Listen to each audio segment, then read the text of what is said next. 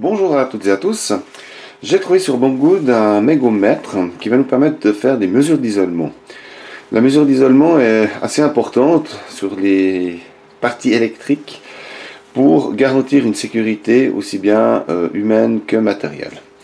Les appareils comme les moteurs par exemple ou des lignes électriques avec le temps perdent en isolement et on peut arriver à un moment donné à des problèmes de fuite de courant à travers des protections, des conducteurs, etc. Avec cet appareil, on va pouvoir détecter préventivement ou en cas de dépannage, je vais vous faire deux petits exemples, des problèmes qui peuvent survenir ou qui sont déjà présents. Typiquement, on peut avoir un disjoncteur différentiel de type FI qui va régulièrement déclencher en cas de problème dans la ligne. Et souvent, pour ceux qui ont des jardins, ont souvent le disjoncteur différentiel qui lâche. Pourquoi? Parce qu'on a à un moment donné de l'humidité ou quelque chose qui va faire un courant de fuite par rapport à la terre dans ce cas-là. Et on a donc le différentiel qui va disjoncter. Je vais vous faire deux trois petits exemples. On va d'abord commencer par le déballage. Donc c'est un petit boîtier. On a à l'intérieur ici 6 piles AA d'1,5 volts. On peut l'alimenter en externe ici avec un adaptateur 9 volts continu. Fourni avec deux sondes. Sondes de silicone, elles ont l'air pas trop mal non plus.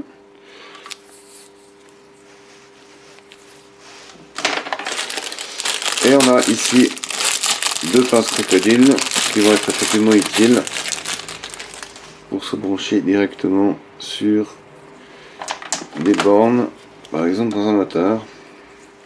Je voulais voir. Bon, la fixation à l'intérieur, c'est peut-être pas terrible. Il faut voir. Oh non, ça va. Oh non, ça va bien. Bon, ça a l'air d'aller. Et on a un petit manuel qui n'est pas en chinois mais en anglais.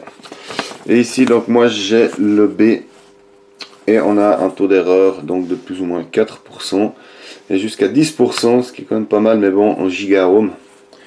Ce qui fait que c'est des mesures tellement grandes que voilà, c'est pas, on n'a pas besoin de précision à ce niveau là. Pour l'ouvrir, c'est juste un cache. Et ici donc on a la sélection donc 250, 500, 1000 et ici on peut faire une mesure sur le secteur. On a un sélecteur méga ou gigaohm, l'alimentation et ici donc le bouton de test. Voilà, je vais vous préparer un premier exemple pour voir comment ça se passe. Voilà, donc dans ce premier exemple, ce moteur donc triphasé, lui fonctionne très bien. C'en est un deux vitesses, donc on a deux enroulements séparés. On n'a pas la sélection ici étoile triangle, étant donné que c'est en interne du moteur. Ici on a la connexion de terre, donc je me suis déjà raccordé dessus. Donc au niveau raccordement de l'appareil, au centre ici le COM est ACV, c'est pour la mesure de tension. Et ensuite le E et le L, c'est pour la mesure donc de la résistance d'isolement. Donc maintenant ce que je vais faire, c'est que je vais mesurer les enroulements par rapport à la terre, donc par rapport au boîtier. Et on va voir quelle résistance il y a entre donc sa tension de fonctionnement par enroulement. Ici, on a une indication qu'elle est en étoile, donc on est entre 230 volts. Mais on va faire une mesure jusqu'à 1000 volts. C'est recommandé jusqu'à 500 volts. À 500 volts, on doit avoir minimum 500 kΩ au minimum. En dessous, la mesure est considérée comme mauvaise. En dessus, elle est bonne et plus elle est grande, meilleur est l'isolement. Si on a 0,0, c'est qu'elle est infinie et là on a une excellente isolation. Donc je l'allume. Alors ici, pour le bouton, il faut appuyer et tourner. On a la petite LED qui s'allume. Et on va faire une mesure, on va laisser pendant quelques secondes. On parle d'une dizaine de secondes sous tension pour stabiliser la mesure. Alors je vais me mettre maintenant sur la première borne. Voilà. Donc on va faire déjà un test à 250. Voilà. On laisse quelques secondes. la mesure va se stabiliser. Voilà, puis là on est à peu près à 27 mégohms. Donc là en l'occurrence la mesure est bonne, mais on voit que ça bouge toujours. Alors il y a aussi un facteur externe hein, qui va aussi faire que la mesure peut être modifiée. C'est le taux d'humidité de l'air bien évidemment. Hein. Donc plus c'est sec, mieux ça sera, et plus on est humide, moins ça sera bon. Mais on fait toujours la mesure dans les conditions réelles de fonctionnement. Donc on ne va pas tester un moteur dans un atelier au sec et ensuite le mettre en extérieur et croire que les mesures vont être bonnes. Il faudra faire la mesure en extérieur bien évidemment. Là aussi on va pouvoir détecter par exemple un moteur qui est censé être étanche et qui avec le temps aura des joints qui vont commencer à perdre, hein, à être secs. Et ben on va avoir plus d'humidité à l'intérieur et on va pouvoir préventivement détecter également ce genre de problème avec ce genre d'appareil. Voilà, donc là ça fait suffisamment longtemps, donc là on est à 28,2 mégohms, ça varie toujours un peu. Ensuite je vais me mettre à 500 volts. Donc là on a plus ou moins la même valeur. 28. Donc 500 volts pour ce genre d'appareil, ça serait bon. Mais on va aller jusqu'à 1000 volts. Et là on voit que même à 1000 volts, donc on a toujours la même valeur. Je coupe. Je vais aller sur le suivant. Donc je reste à 1000 volts. Hein. On avait aussi 27 et des poussières. Et là on a toujours 27. 27, 28 mégohms. Voilà, et ainsi de suite, on fait donc toutes les bornes. Si on voulait, par exemple, mesurer...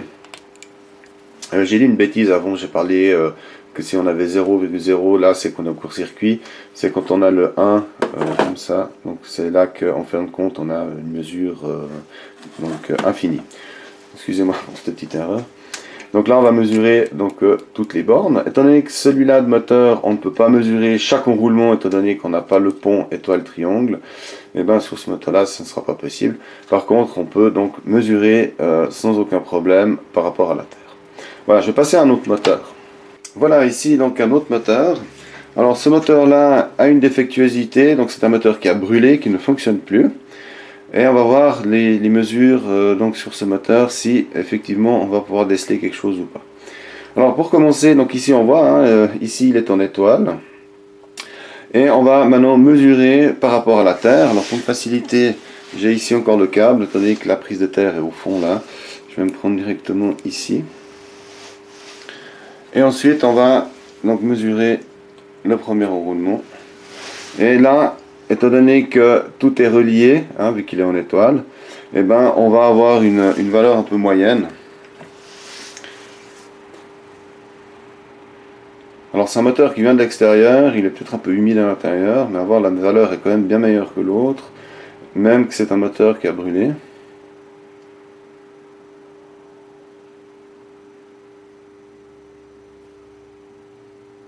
On a passé les 100 mégohms.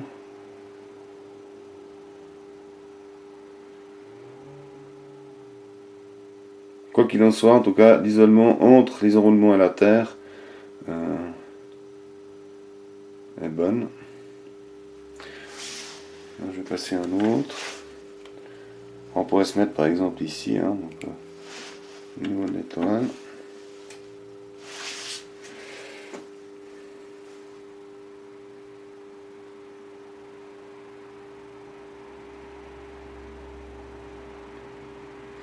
Voilà, donc là on arrive. C'est bizarre comme il fait là des sauts tout d'un coup. Bon, mon câble ici est pas très propre, il est pas mal vert de gris. Mais on voit qu'on a aussi, voilà, 100. On a plus d'une centaine de mégohms.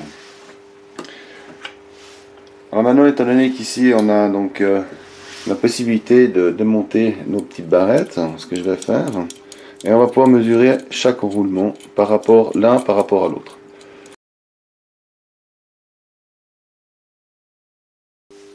Voilà, alors maintenant je vais me brancher donc l'un d'un côté de l'autre, comme ça.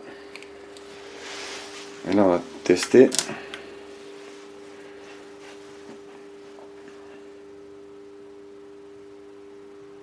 Alors là on est aussi bon, hein, on a presque 200 mégohms. Voilà. Donc là quand il est infini, on va aller en gigaohm. Voilà. Donc là on a 220 gigaohm. Donc là c'est excellent. Ensuite on va faire avec cet enroulement là. Donc là je reste en gigaohm. On a aussi passé 200.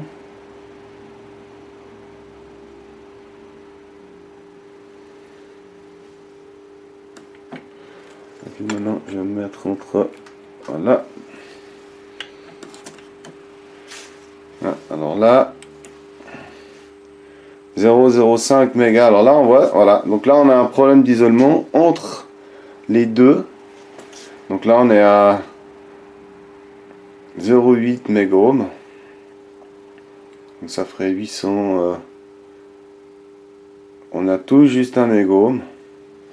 Donc là on voit qu'il y a un problème. Hein.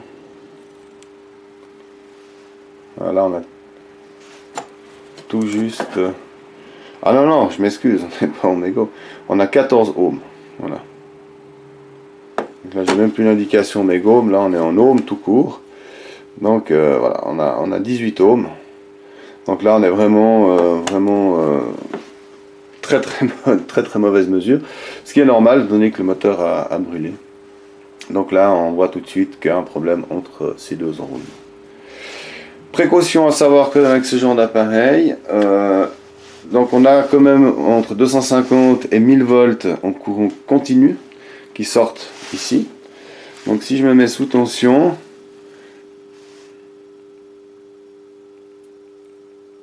je sais pas si on voit, mais on voit un arc électrique quand même. Je sais pas si ça se voit bien. Donc avec ça, on va surtout pas mesurer de l'électronique, on est bien d'accord. On ne mesure jamais entre phase et neutre, parce qu'on va appliquer une tension. Donc si c'est un appareil qui contient de l'électronique, il y a toutes les chances qu'on va le faire cramer. Maintenant là, en l'occurrence, sur un moteur comme ça va pas lui faire de mal, parce qu'on n'a pas de courant qui va passer. Mais suffirait que ça soit un moteur avec une régulation électronique, par exemple, et on balance du 1000 volts. À mon avis, l'appareil, l'électronique ne va pas aimer. Donc on ne mesure jamais entre phase et neutre. On démonte toujours les ponts. Il faut toujours que le circuit soit ouvert et jamais fermé et en fonction. On mesure toujours bien évidemment hors tension. Et on mesure toujours par rapport à la terre pour commencer. Donc justement l'intérêt de cet appareil là, quand on trouve un appareil, ça peut être n'importe quoi, hein, un moteur comme celui-là par exemple, ou on le trouve à la déchetterie, on a ce genre d'appareil, et ben on peut tout de suite déjà, avant de le tester, déjà savoir dans quel état il est au niveau de son isolement. Ce qui peut être quand même très important au niveau de la sécurité, aussi bien humaine que matérielle, contre les risques d'incendie. Alors bien évidemment, on a tous, normalement, étant donné que c'est obligatoire actuellement, en tout cas je sais qu'en Europe, partout, c'est installé, en Suisse pas encore malheureusement, mais c'est en train de se faire gentiment. On a tous donc des disjoncteurs de différentiel, plus communément appelés FI, en tout cas chez nous. Qui vont permettre d'éviter d'avoir donc une surface sous tension métallique, pour autant qu'elle soit bien mise à terre, bien évidemment. Mais on a encore des installations, ça ne l'est pas le cas. Il y a des très vieilles installations, et il suffit que le petit bricoleur ait une installation de ce type, qui n'est pas correctement reliée à la terre ou qui n'a pas de FI, et ben il peut avoir un danger potentiel de toucher un appareil qui a un défaut d'isolement. Voilà, donc cet appareil, j'aurais voulu le tester par rapport à un professionnel, donc un électricien là, qui est contrôleur fédéral.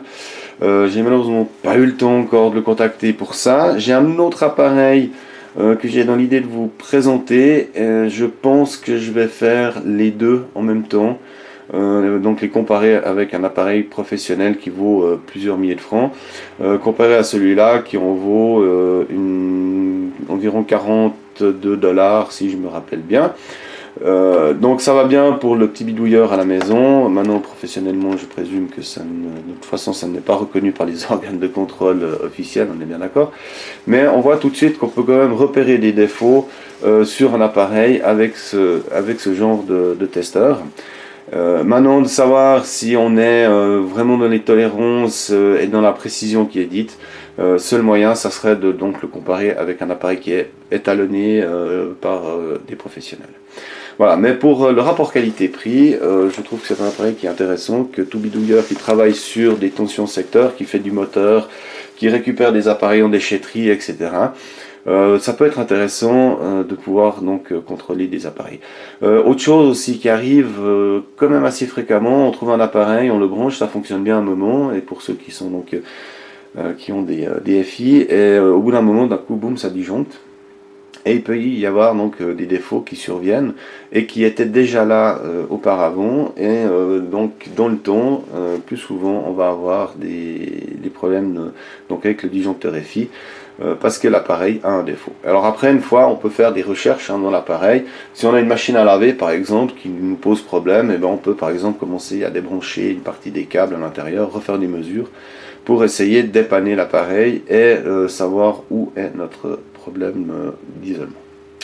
Voilà, je vous mettrai en lien dans la description de la vidéo, bien évidemment, le lien de commande de cet appareil, et également un PDF d'un constructeur d'appareils professionnels. Cette fois, on parle bien d'appareils beaucoup plus chers, où il y a toute l'explication et la marche à suivre pour faire des mesures d'isolement. Donc si ce genre d'appareil vous intéresse, et ben dans ce PDF il y a toutes les explications nécessaires pour faire de bonnes mesures et pouvoir interpréter les résultats.